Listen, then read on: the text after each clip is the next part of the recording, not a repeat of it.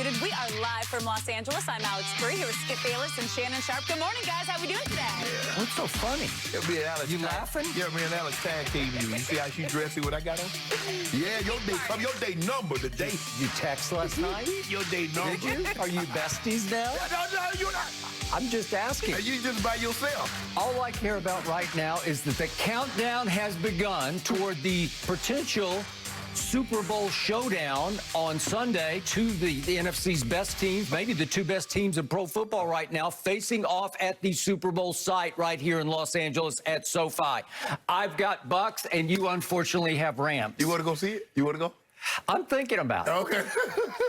You ain't thinking about it. You ain't going to do nothing. I was thinking harder about it until I heard that AB is probably no more for this game. That's not looking good. No. Now, we'll get to that in just a bit, but we've got a new ranking of NBA's best players heading into the season, and Ben Simmons was listed at number 28 overall, despite his murky future with the 76ers. However, what caught many people's eyes was the player ranked directly behind him, former MVP and new Laker, Russell Westbrook, at number 29. Now, Shannon, I'm assuming you got a problem with this? Of course I do. I have a huge problem with it. A huge problem? Yes, I do, Skip. Love this. Because when you look at it, Skip, there's nothing that Ben Simmons does offensively that's better than anything. Even the worst thing that Russ does at three-point, which is three-point shooting, Ben Simmons is worse than Russ.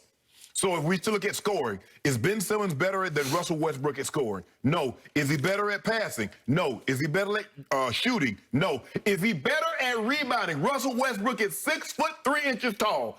Ben Simmons is 6'10", 6'11". Is he a better rebounder than Russ? Absolutely not. Skip, this is and we talk about this all the time, and I know I've mentioned it a lot, and people are probably tired of me mentioning it. Pro sports is about updating your resume. Ben Simmons, first year in the league, he was 16, 8 and 8. 16 points, 8 rebounds, 8 assists.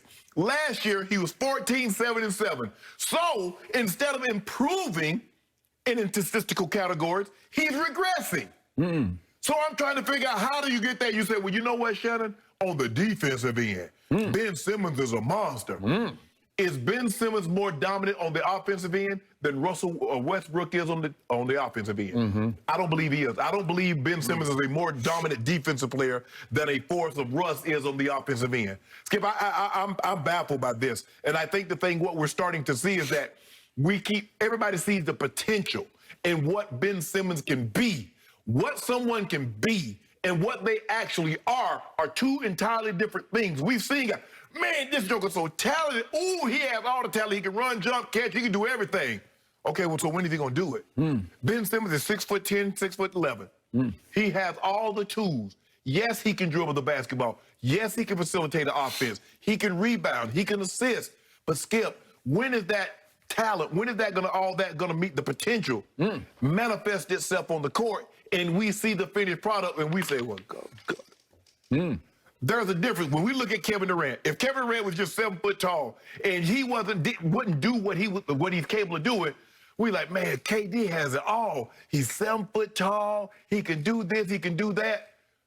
He does that. There have been a lot of 7 foot tall guys. Dirk was 7 foot, but he couldn't do what KD does. There are a lot of guys shorter, but they can't do what KD. So that's what makes him unique.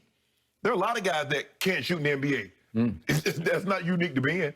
But when you got a guy that's 6'10", that's supposed to be a superstar, and he's so limited offensively, Skip, I don't know how you become a superstar if you're so limited on the offensive end. And not everybody want to talk about defense, but you're in an offensive league now.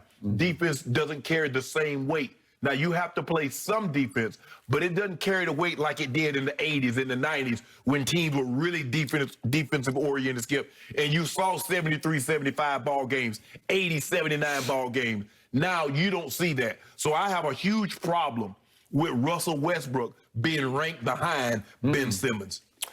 Shannon Sharp, I have been trying to tell you. This validates what I have been trying to get through your stubborn head. How? Here's the point. Russell Westbrook, your new point guard of your Los Angeles Lakers, has always been supremely overrated as a winning basketball player. It is why Kevin Durant finally said, I can't take it anymore. I got to go win me a ring, so I'll join forces with that team. And I'll be the Finals MVP back-to-back years. Ben Simmons has always been, as I've tried to explain to you, subtly underrated as a winning basketball player because he can do so much in the box score that is subtle, not easily grasped. And I realize he's got free throw demons right now. It obviously cost them down the stretch. Tell that to the Sixers fans. Okay. He got untapped potential. Okay, well, let's go back quickly to that Game 7, shall we? Yeah, we shall. Ben Simmons has been back-to-back first-team all-defense in the NBA, and it manifested itself live and in sort of hidden sight, if you will, in that Game 7, because all the post-game focus went on. He turned down the shot because he didn't want to shoot the free throws. Yeah. And meanwhile, what was happening to Trae Young, little tiny mice Trae, as I call him? What was happening? Ben Simmons was doing a number on him in Game 7 at 6 feet 10 inches. He enveloped him. He suffocated little mice Trae and held him to 5 of 23 from the field and 2 of 11 from 3, and that should have been good enough to win that game because meanwhile, Ben Simmons did give you 8 rebounds, and guess what else he gave you? He gave you 13 assists. And you want to talk about a fast break initiator, an igniter of the fast break? Who is the fastest player in the league with the ball in his hands on the break? Russ. It is not close to Russ. It is Ben Simmons at 6'10". You can go look at the analytics. Lonzo's up in the discussion and debate also, but it is Ben Simmons. He is freakishly fast with the ball in his hands leading the break, and he is a gifted passer. He's a far more gifted passer than Russell Westbrook is. But the question is, okay, yes, he has more gifts, but what good are gifts if you can't use them, if you don't have them on display? Okay, and furthermore, I'm going to finish on Game 7 because we know what happened after the game. We're going to talk about exactly what Doc did or didn't say after the game. We'll talk about that in a little while because he might be doing a little damage control, a little spin control, or he might be telling some truth there, but we'll get into that. Okay. Ben Simmons just Joel Embiid just flat out threw Ben right under the bus after the game, and yet I look at the box score now and I just now realize, wait a second. Joel Embiid had a nice game, but he had 8 turnovers. Did that cost them? That's 8. That's a lot of turnovers. Yes. So I look at plus minus in this Game 7 at home. They should have won it. And I'm looking at all the players who played significant minutes in this game, and only one has a plus.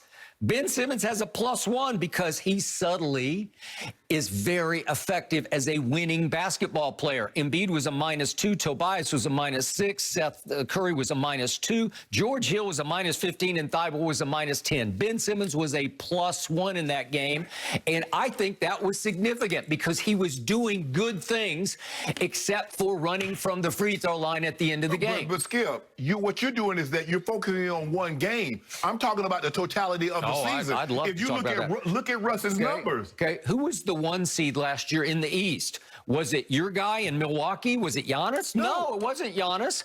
Was it Maestre's team? No, it wasn't Maestre's team. We could go on and on. Who else in the East did you? Oh, it was Philadelphia. Right. And was that because Ben Simmons was probably the most effective and valuable player on that team? Oh, whoa. I noticed you mentioned Game 7, but mention 1, 2, 3, 4, 5, 6. How did he do in those games? Well, they did win 3 of them. Yeah, but hold on. You're the #1 seed. You just talked about how great the #1 seed was. You lost to a lower seed. As a matter of fact, that was the 8th seed that beat you. And in 2019, it took the luckiest shot in the history of playoff basketball to keep this team from rising into the conference finals. No.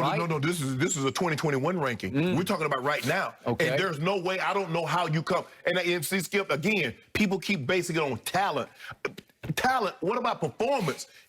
Russ averaged more points, more rebounds, more assists. And the one thing we know, maybe to his fault, Russ is never afraid. He like bone crushing, kill him. He never scared. You got that right. Your guy, Skip, your guy's scared. He on the basketball court. He's scared to shoot. Really?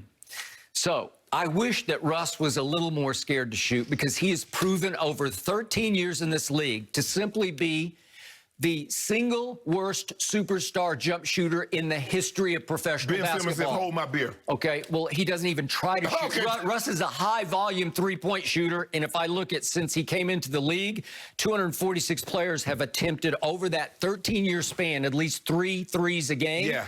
and he ranks, of the 246, third from the bottom. It's just Josh Jackson and Baron Davis are below him. That's horrendously bad, especially when you couple it with the fact that he's become worse and worse at the free throw line. He's got his own demons. Two of the last 3 years, he's shot 66% from the free throw line, and he's a point guard, right? The best your guy have ever shot is 61%. Okay, well, this guy's tumbling all the way into the middle 60s, which is pretty frightening. Well, when is your guy going to tumble up? When is your guy going to get to 70? Well, I'm starting to wonder, when is LeBron going to just tumble off the cliff at the end of the year? Because he's going to say, how can I rise above a guy who has led the league in turnovers 4 times and been second 4 times, has led the league in usage rate 4 times and been second 4 times. He demands the ball, has to have the ball in his hands because he is a solo act. This is classically the most selfish player in basketball versus the most unselfish player is that number 25 for Philadelphia, who's still only 25 years old. He's only 25. And I'm not saying Ben Simmons is a bad basketball player. All I'm saying is that I don't believe he's better than Russ is currently. Now, what he might become in 2-3 years, but what we've seen